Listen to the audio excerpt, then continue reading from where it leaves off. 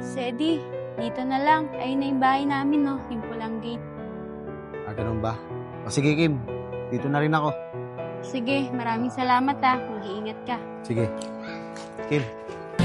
I found a very special love in you, and it almost breaks me in two, squeezing me tighter. Kim, siya nga pala. May nakalimutan ako sabihin sa'yo. Oh, ano naman yun? Pwede ba ako manligaw? But I never gonna let go. Sa totoo lang, hindi pa talaga ako handa eh. Pero sige, subukan natin. Anong subukan, Kim? Ganon din naman eh. Sinagot na ni Iya yung kaibigan mo. E di sinasagot na rin kita. Kasi kung hindi mo susubukan, hindi mo malalaman. Talaga ba, Kim? Sobrang saya ko. Bukas na bukas, ibabalita ko agad to sa mga kaibigan ko. Sedi, baka pwedeng ilihim muna natin sa kanila. Kasi 'di ba, bago ka pa lang nanliligaw sa akin, baka anong isipin nila. Hindi, Kim. Mas matutuwa pa nga yung mga kaibigan ko eh. Dahil sinagot mo na ako. Sige Sedi, ikaw ang bahala. Paano? Mauna na ako. Baka makita pa tayo dito ng mami ko eh. Sige, Kim. Sige. Then I found a very special love in you. It's a feeling that's so totally new. Over and over, it's putting aside.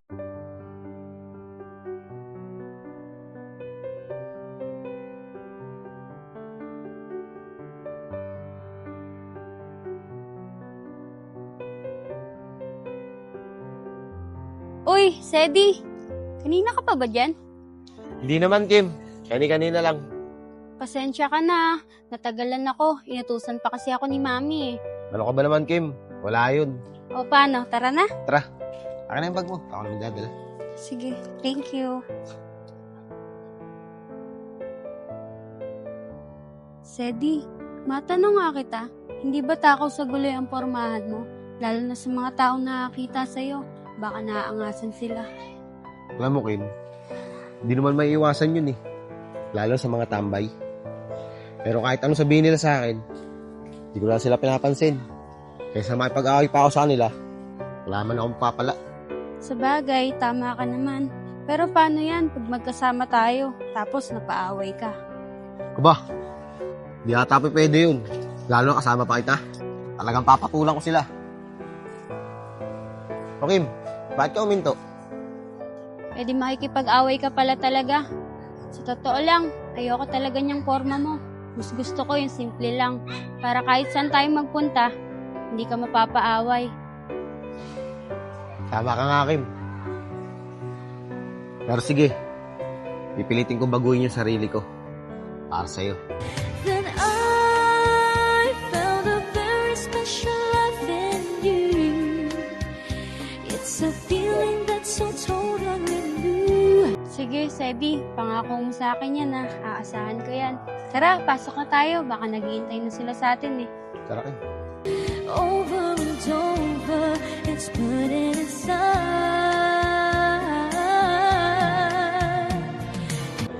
Hikay, ano nangyari sa'yo? Ba't bigla ka nawala kagapon? Siguro may lalaki ka, no? Ano ka ba naman, baby loves? Ganyan pala tingin mo sa akin, ha? Tsaka sa tingin mo ba kaya kong gawin sa'yo yon? Ikaw kasi, may cellphone ka naman, hindi ka man lang nag-chat sa akin, nauwi ka pala. Baby loves, pasyensya ka na kung hindi ako nakapagpaalam sa'yo, ha? Sobrang sakit talaga ng tiyan ko kahapon, eh. Tapos pag uwi ko naman ng bahay, nakatulog agad ako. Baby loves, sorry no. Huwag ka na magselos. O sige, sa susunod magsasabi ka. Kasi nag-aalala lang naman ako sa'yo eh. Oo, baby loves, pasyensya ka na ulit, ha? Siya nga pala, ano nangyari kahapon? Tsaka parang ba't ang sweet ng dalawang to? Yung nangyari kahapon, sinagot na ni Iya si Tres. Oo, okay, Kai. Sinagot ko na si Tres. Wala eh. Nagmamadali kasi. Paano ka di magmamadali? Natakot kasi ako sinabi ni Justin na baka maunahan pa ako ng iba. Sus, kunyari ka pa. Salamat ka, crush kita. Ganyan din sa akin si Justin eh. Kaya sinagot ko agad. Napakalakas mambola. Siya nga pala, bakit parang wala pa si Kim? Kawawa naman yun, no? Lagi siyang walang kasabay pumasok. Kaya nga simula kasing niligawan ni Tres si Iya, lagi na walang kasabay pumasok si Kim. Sabi naman ni Kim, okay lang daw sa kanya kahit wala siyang kasabay pumasok. Si Sedi kasi, mahina kay Kim. Kung ako doon kay Sedi, lagi kong susunduin yun si Kim. Wala torpe kasi yung kaibigan mo. Pero sabi sa amin ni Sedi kagahapon, aamin na daw siya kay Kim. Pero parang hindi naman. Oh, si Kim yun oh. Kasama niya si Sedi. Tamang pinag-uusapan pa lang natin.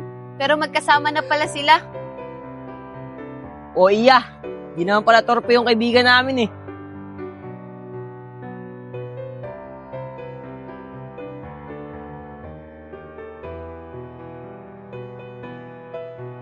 Oh, bakit tinanggal mo yung nasa ulo mo? Di ba, Kim, sabi ko sa'yo, unti-unti ko nang babaguhin yung sarili ko. Tingnan mo, mas bagay pala sa'yo, walang nakalagay sa ulo mo. Sus, kunyari ka pa, Kim. Nabola mo lang ako. Bakit naman kita bobolahin? Totoo naman bagay naman talaga sa'yo. Sige, simula ngayon, hindi na ako maglalagay nito sa ulo. Tapo ko na to. Tara.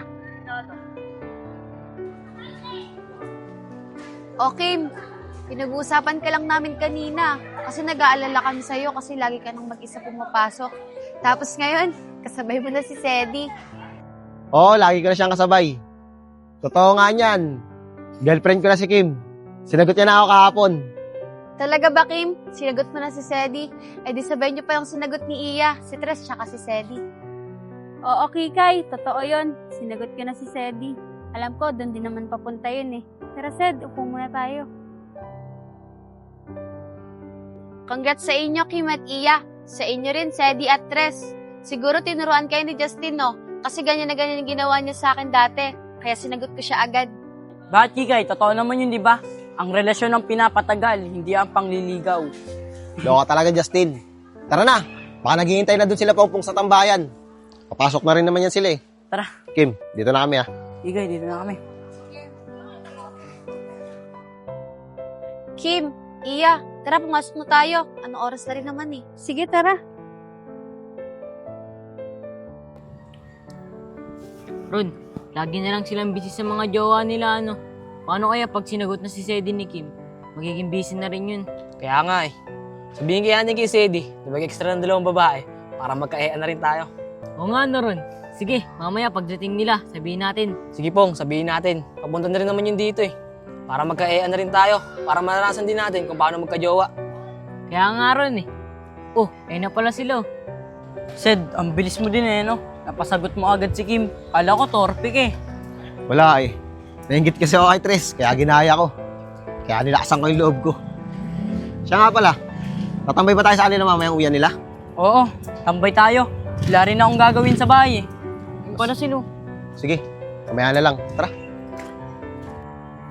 Sed, mukhang busy na kayo sa mga babae nyo Sed, baka naman, mag-extra ang 2 babae para may kapartner namin ni Pongpong.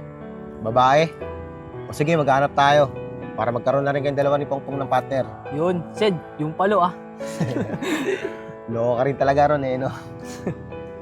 Sed, mukhang di ka nakadurag ngayon Di ba sabi mo, di ka sanay na hindi ka nakadurag? Totoo niyan mga tol. Ayaw na ako pagsuti ni Kim ng pang-gangster. Di ba nga, pag nakaganto tayo, lapitin tayo ng away. Yun ang iniiwasan niya. Oh, paano yan, Sed? Di mag-iiba ka na ng forma mo. Oo, Pong. Magpo-formal na lang ako. Para kahit saan kami magpunta ni Kim, hindi mainit sa mata yung suot ko. Sige, Sed. Ikaw bahala. Mukhang in love ka talaga kay Kim Pati forma mo, nabago niya. Sed, tama nga si Kim. Kaya pati forma mo, binago niya. Kasi iniiwas ka na niya sa gulo. Oo, Pong. Ilog na talaga ako kay Kim. Siguro ron, tama nga si Kim. Gusto niya ako iwas sa gulo.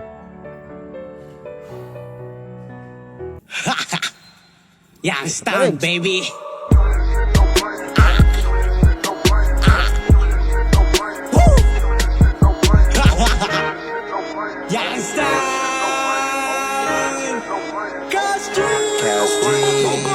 Till the belly, the killers, the pillars, the belly, the bad. Tell us the pillars, tell us the pillars, the killers, the bad. See the liberty, the liberty, tell us the belly, the get it.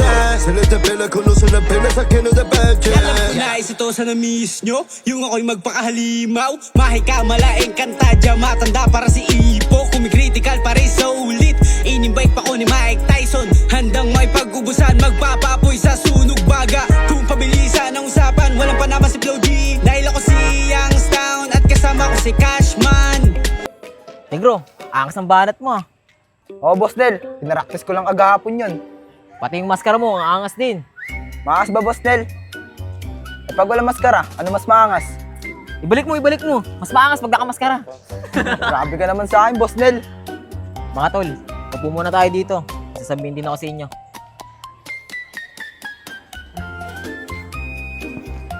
Mga tol, alam ko napapansin nyo na rin. Sa tuwing maglalakad tayo, pag nakikita tayo ng mga tao, pinagkatawanan tayo. Kaya nga, Boss Nel eh. Sa kaba naman kasi makakita. Tanghaling tapat, naka-jacket. Oo nga, Boss Nel. Kada uwi ako sa amin, yung mga nakakasalubong ko, tinatawanan ako. Kaya nga eh. Dapat siguro baguhin na natin yung forma natin. Dapat maging normal na lang din yung suot natin para maiwasan na rin natin pagtawanan tayo ng mga tao. Kaya nga eh. Paano, Boss Nel? Tara na. Tara! O diba? Hindi na tayo pagtatawanan. Ngayon, may plano ako. Ano ba yung plano mo, Boss Nel? Sisirain ko yung love story ni Sedi tsaka ni Kim. Maganda nga naisip mo, Boss Nel. Tara, maglakad-lakad muna tayo.